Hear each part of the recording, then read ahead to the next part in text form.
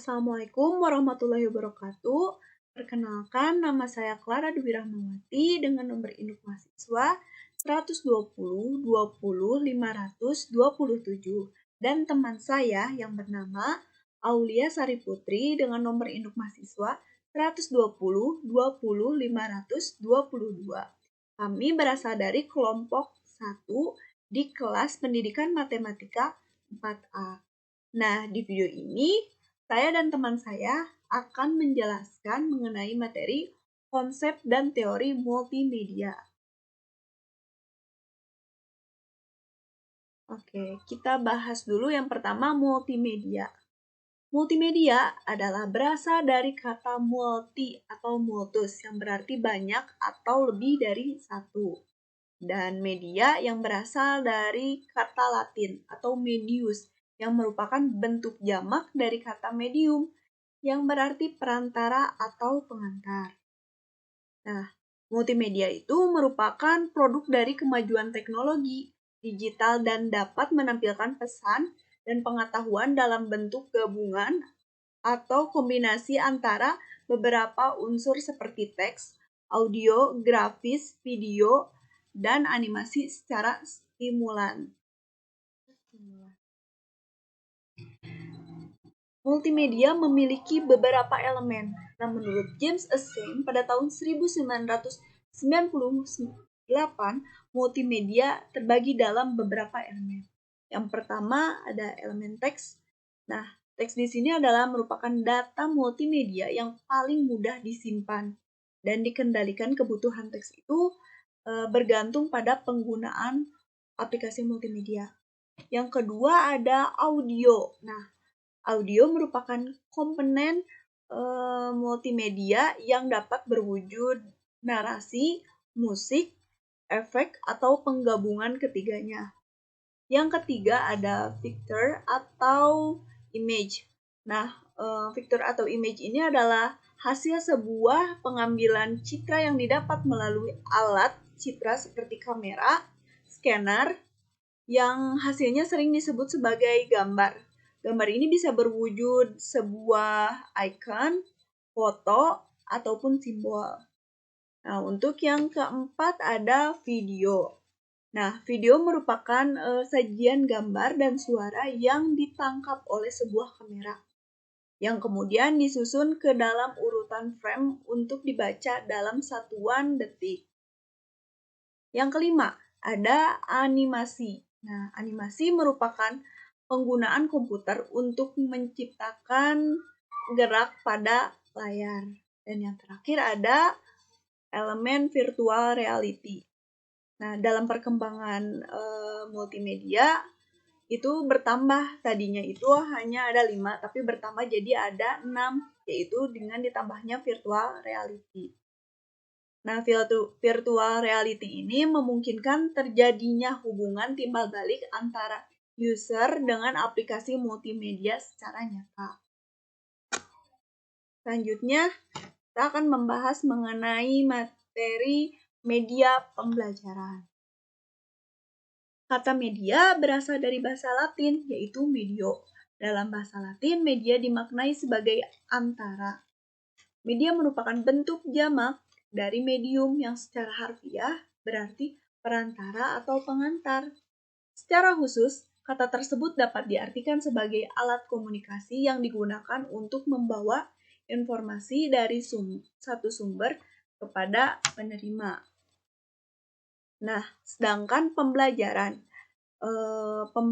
merupakan proses interaksi antara guru dengan siswa, baik interaksi secara langsung seperti kegiatan tatap muka ataupun secara tidak langsung, yaitu menggunakan berbagai media pembelajaran. Menurut Sadiman, media pembelajaran adalah bahan, alat, teknik yang digunakan dalam kegiatan belajar, mengajar dengan maksud agar proses komunikasi atau interaksi antara guru dengan siswa dapat berlangsung secara tepat, guna, dan berdaya guna. Nah, media pembelajaran juga memiliki jenis-jenisnya. dalam media pembelajaran itu dibagi menjadi 7 kelompok atau 7 jenisnya. Itu menurut Bahri Zamarah dan Aswan Zain. Yang pertama adalah media grafis, bahan cetak dan gambar diam. Nah, yang dimaksud dengan media grafis yaitu visual yang menyajikan fakta, ide, atau gagasan melalui penyajian kata-kata, kalimat, angka, atau simbol gambar. Grafis biasanya digunakan untuk menarik perhatian, memperjelas sajian ide, dan mengilustrasikan fakta-fakta sehingga menarik dan mudah diingat sama orang. Sedangkan yang disebut dengan bahan cetak adalah media visual yang membuatnya melalui proses percetakan atau printing atau offset. Nah, bahan media cetak ini menyajikan pesannya melalui huruf dan gambar-gambar yang diilustrasikan untuk lebih memperjelas pesan atau informasi yang disajikan. Sedangkan gambar diam ini adalah jenis media gambar. Contohnya seperti gambar grafik pasukan tentara yang dimiliki oleh 5 negara. Nah, satu gambar orang itu mewakili 1.000 tentara. Yang kedua adalah jenis media pembelajaran proyeksi diam. Yang dimaksud dengan jenis media proyeksi diam adalah media visual yang diproyeksikan atau media yang memproyeksikan pesan di mana hasil proyeksinya tidak bergerak atau memiliki sedikit unsur gerakan. Yang ketiga adalah jenis media pembelajaran audio. Yang dimaksud dengan jenis media audio ini adalah media yang menyampaikan pesannya hanya dengan diterima oleh indera pendengaran saja, atau medianya itu hanya lewat pendengaran saja. Nah, pesan atau informasi yang akan disampaikan dituangkan ke dalam lambang-lambang auditif yang berupa kata-kata atau musik dan sound effect.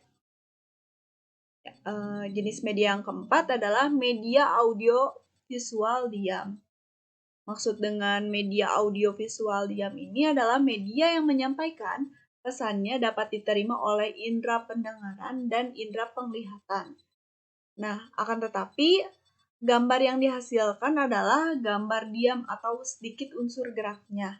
Hampir sama dengan media audio visual diam. Dan yang kelima ada media pembelajaran film atau motion picture. Nah, film ini juga disebut dengan gambar hidup atau serangkaian gambar diam yang meluncur secara cepat dan diproyeksikan sehingga menimbulkan kesan hidup dan bergerak. Dan yang keenam ada televisi. Nah, media televisi ini adalah media audio gerak yang menyampaikan pesannya melalui pancaran gelombang elektromagnetik dari satu stasiun, kemudian pesan tadi diterima oleh pemirsa melalui pesawat televisi. Nah, dan jenis media yang terakhir adalah multimedia. Nah, multimedia merupakan suatu sistem penyampaian dengan menggunakan berbagai jenis bahan belajar yang membentuk satu unit atau paket. Oke, selanjutnya kita akan membahas mengenai 3 pandangan tentang pesan-pesan multimedia pembelajaran. Yang pertama adalah media pengiriman. Nah, media pengiriman ini adalah seperti 2 atau lebih alat-alat pengiriman.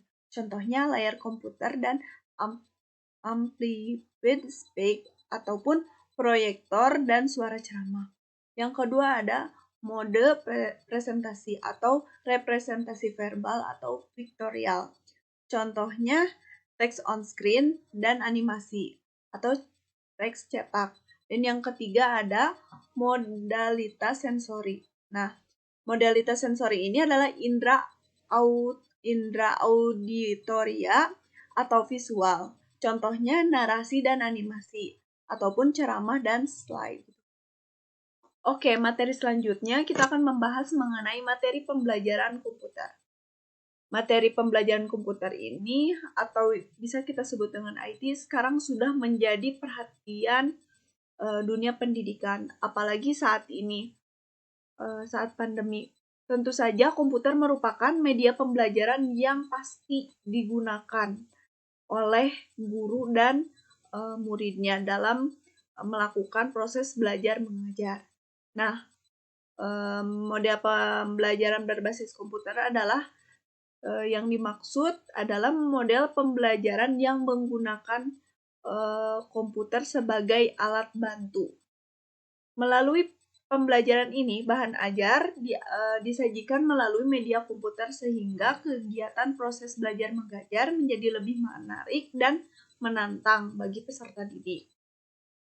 Menurut Hick and Hyde, mengatakan bahwa dengan pembelajaran berbasis komputer, peserta didik akan berinteraksi secara langsung atau berhadapan-hadapan dengan komputer secara individu.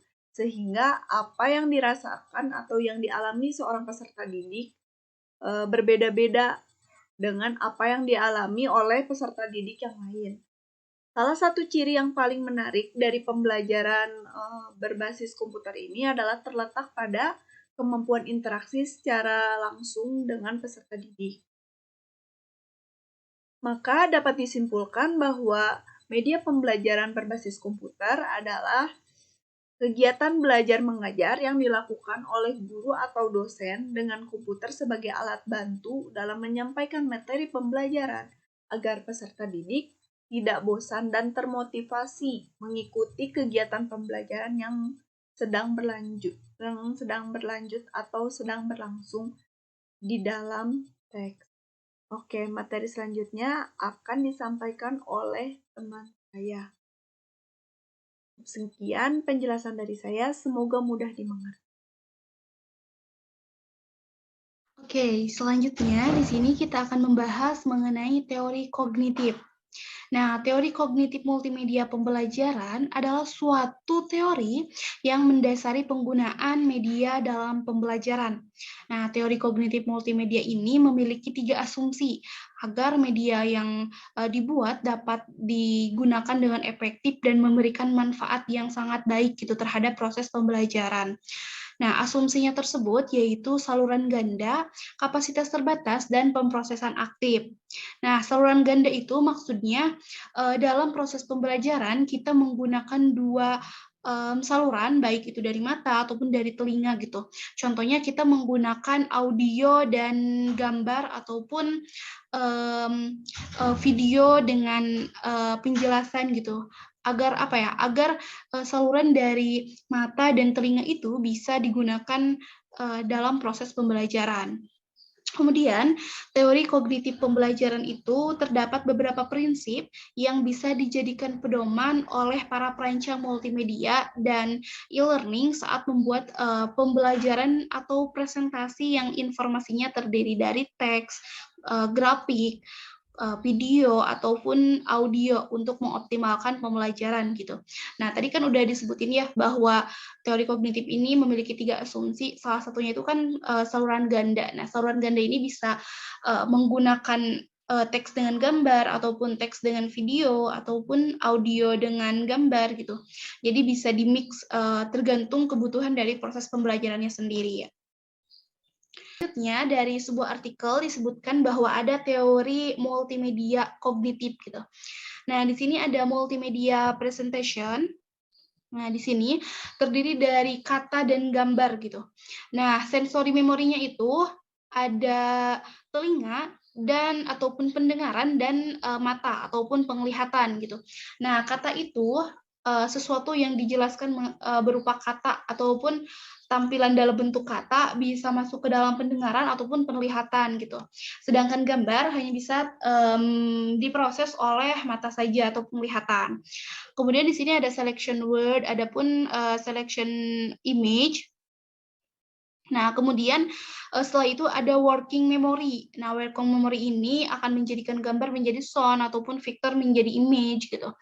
Nah, kemudian akan berubah menjadi verbal mode ataupun vectorial mode. Pada akhirnya akan menghasilkan prior knowledge ataupun akan menghasilkan materi-materi atau ilmu pengetahuan yang dapat diserap dalam jangka waktu panjang gitu. Kemudian ada 5 langkah teori kognitif tentang multimedia pembelajaran. Nah, yang pertama, memilih kata-kata yang relevan. Ketika kita akan menggunakan proses pembelajaran itu menggunakan kata, dan pada dasarnya juga hampir setiap proses pembelajaran menggunakan kata ya. Kita harus memilih kata-kata yang relevan gitu. Contohnya ketika kita mengajar di SMP, kita harus menyesuaikan kata-kata kita dengan tingkat SMP gitu.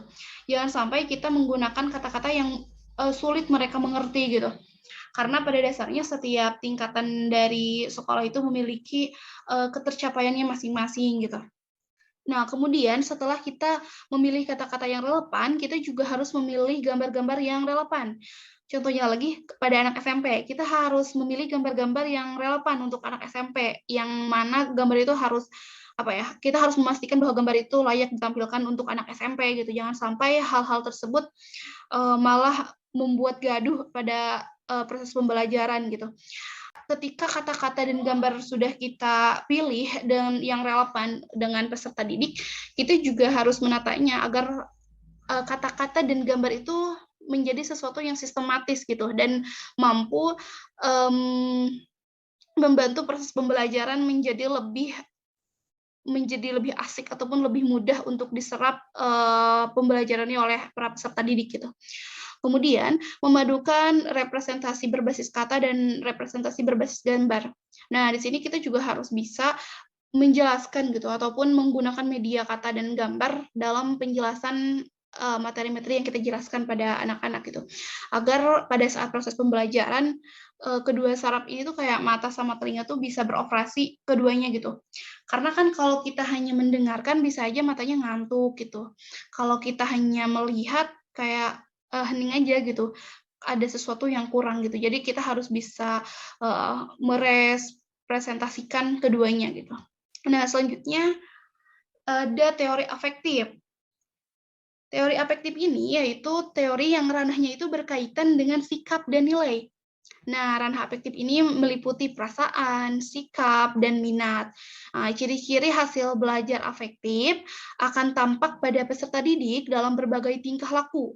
Nah, dalam afektif, kemampuan juga diukur dari bagaimana seorang siswa memperhatikan, merespon, menghargai, mengorganisasi, dan karakteristik suatu nilai gitu. Ketika tadi teori kognitif ranahnya itu ke ilmu pengetahuan, nah ada teori afektif yang ranahnya ke sikap dan nilai gitu.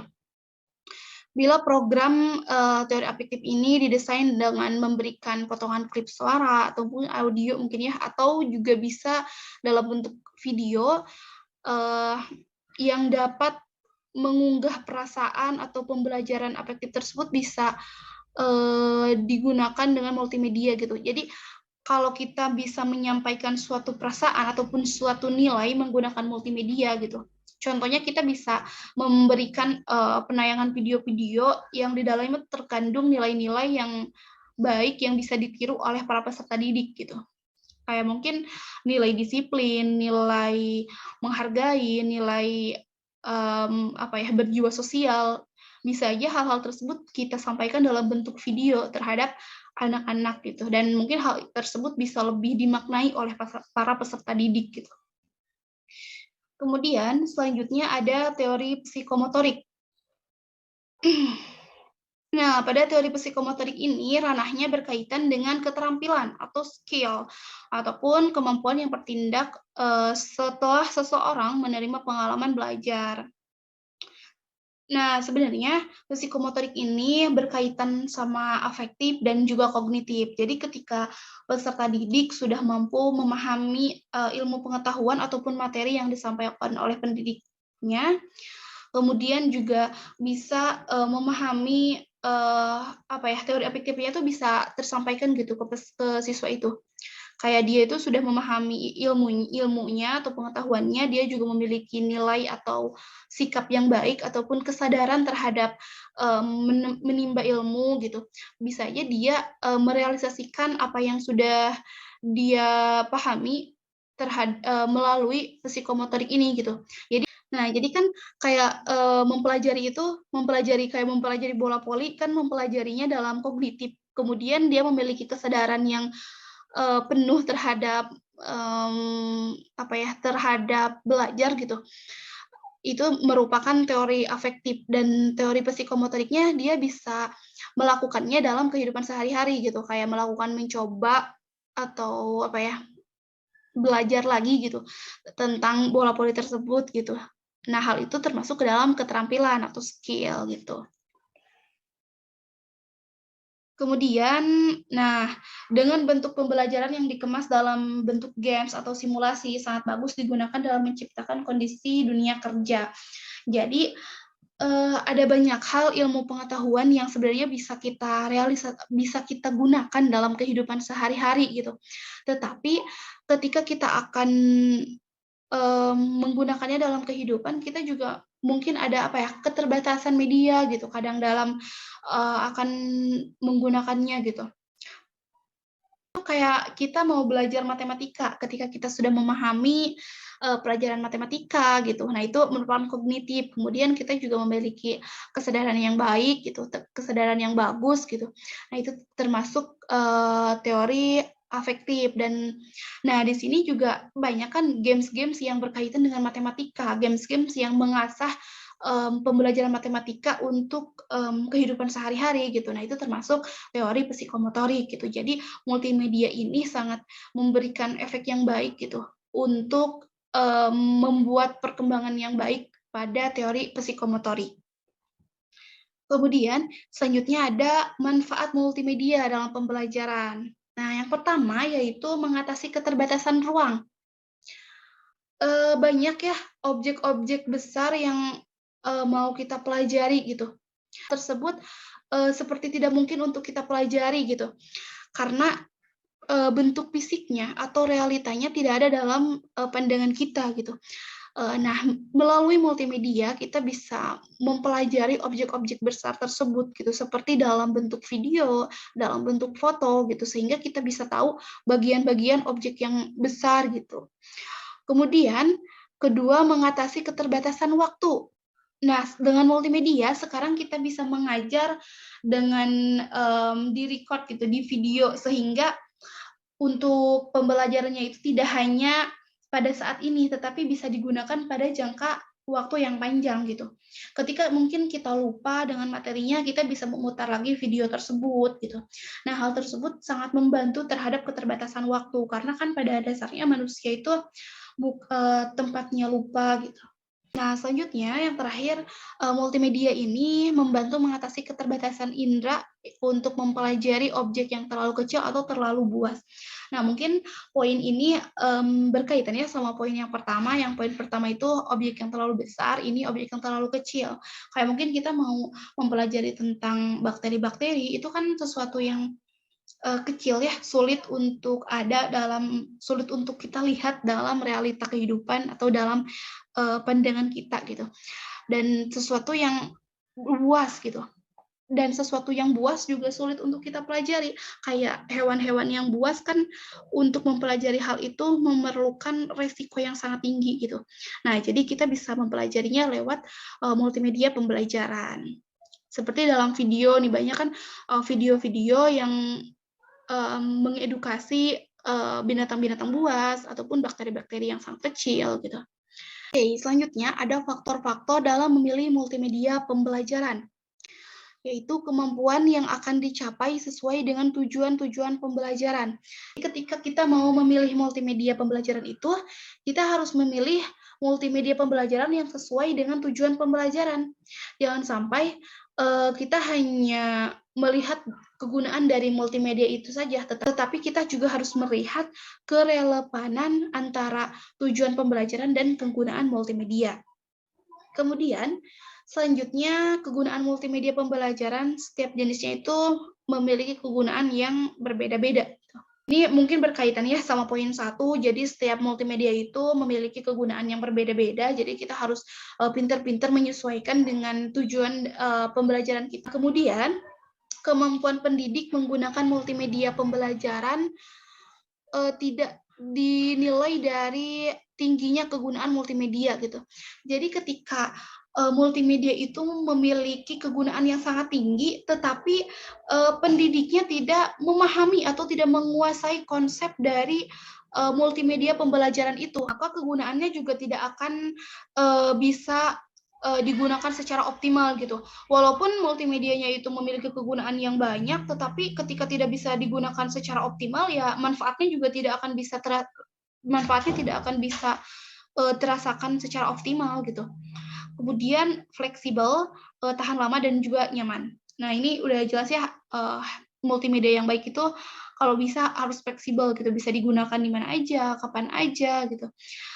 Kemudian juga tahan lama. Nah, tahan lama agar apa? Agar bisa digunakan dalam jangka panjang dan walaupun multimedia tersebut memiliki kegunaan yang banyak, yang bagus, yang apa ya, sangat memudahkan gitu terhadap proses pembelajaran, tetapi ketika tidak memiliki kenyamanan untuk pendidiknya ataupun untuk peserta didiknya, maka multimedia pembelajaran tersebut akan dinilai menjadi multimedia pembelajaran yang apa ya, yang mungkin kurang bisa digunakan ataupun menjadi opsi kedua lah ya gitu, bukan menjadi opsi pertama karena kan kenyamanan juga sesuatu yang harus sangat dipertimbangkan gitu. Nah, setelah kita mengetahui faktor-faktor apa saja ketika kita mau memilih multimedia pembelajaran, sekarang kita akan membahas mengenai persiapan pengadaan multimedia. Nah, ketika kita akan mengadakan multimedia, kita bisa mengadakan dengan membuat sendiri ataupun membeli atau mungkin memanfaatkan multimedia yang sudah tersedia.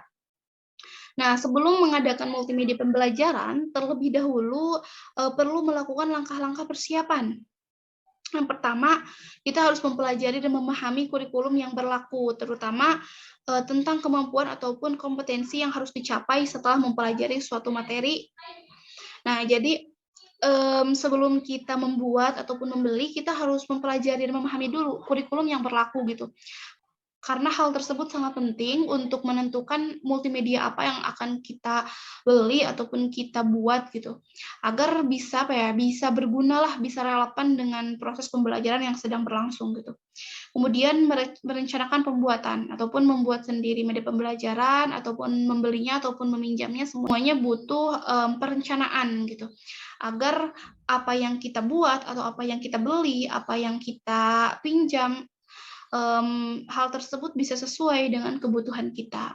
Nah, setelah kita memperoleh multimedia pembelajaran tersebut, kita harus mampu untuk memelihara dan merawat multimedia pembelajaran tersebut agar multimedia pembelajaran tersebut bisa bertahan lama dan bisa digunakan dalam jangka panjang dan memberikan manfaat yang jangka panjang juga terhadap proses pembelajaran gitu. Selanjutnya, yang terakhir ada prinsip-prinsip penggunaan multimedia. Nah, kemudian persiapan pengadaan. Sekarang setelah kita memperolehnya, kita memiliki prinsip-prinsip untuk menggunakannya gitu. Sesuai dengan tujuan dan materi pembelajaran yang tercantum dalam garis-garis program pembelajaran yang telah ditentukan dalam kurikulum yang berlaku di sekolah. Jelas ya, dari faktor dari persiapan sampai prinsip selalu ditegaskan bahwasanya media pembelajaran tersebut harus relevan dengan kurikulum, dengan tujuan-tujuan pembelajaran, dengan proses pembelajaran gitu. Kemudian harus mampu mendorong peserta didik menjadi kreatif dan memberikan kesempatan juga kepada peserta didik untuk bereksperimen dan bereksplorasi. Nah, multimedia ini harus menjadikan peserta didik yang kreatif dan juga lewat eksperimen dan eksplorasi peserta didik dapat menemukan problem-problem yang harus mereka selesaikan gitu. Jadi dari multimedia tersebut mereka banyak belajar mengenai problem solving yang kayak gitu. Kemudian multimedia pembelajaran lebih banyak berisikan materi pembelajaran yang mengandung nilai positif. Nah, jelas ya, untuk nilai-nilai yang terkandung itu harus lebih banyak positifnya agar bisa memberikan energi yang positif terhadap peserta didik itu sendiri. Kemudian memenuhi unsur keindahan baik dalam bentuk warna, dalam bentuk kombinasi ataupun dalam kerapihan pembuatannya gitu. Apalagi pada zaman sekarang ya, zaman-zaman remaja atau peserta didik yang anak-anak estetik gitu. Atau estetik tuh unsur keindahan gitu ya. Jadi hal tersebut menjadi nomor satu dalam memikat daya tarik peserta didik gitu. Bisa aja tuh ada, peserta didik yang mungkin nggak suka nih sama materi ini, tapi lihat, multimedia pembelajarannya itu menarik. Mereka bisa aja mau coba-coba multimedia pembelajarannya, tapi ternyata malah jadi suka juga terhadap, mata pelajarannya gitu. Nah, karena, pada zaman sekarang ini keindahan, seperti menjadi nomor satu untuk memikat, para peserta didik dalam menggunakan multimedia pembelajaran. Nah, yang terakhir, multimedia pembelajaran ini merupakan bagian dari materi pembelajaran yang sedang dijelaskan, bukan sebagai selingan ataupun alat hiburan gitu. Jadi, jangan sampai mereka menggunakan multimedia pembelajaran tanpa ada unsur belajar gitu. Jadi mereka itu bisa belajar dalam bermain, tidak hanya bermain saja gitu. Mereka bisa belajar dalam bentuk hiburan, tidak hanya hiburan saja gitu. Sekian yang bisa saya sampaikan. Terima kasih. Semoga apa yang saya sampaikan bisa bermanfaat bagi teman-teman semuanya, dan semoga teman-teman semuanya tidak langsung merasa puas ya, sehingga bisa mencari lagi, memahami lagi secara lebih mendalam gitu mengenai multimedia pembelajaran ini. Akhirul kalam, wassalamualaikum warahmatullahi wabarakatuh.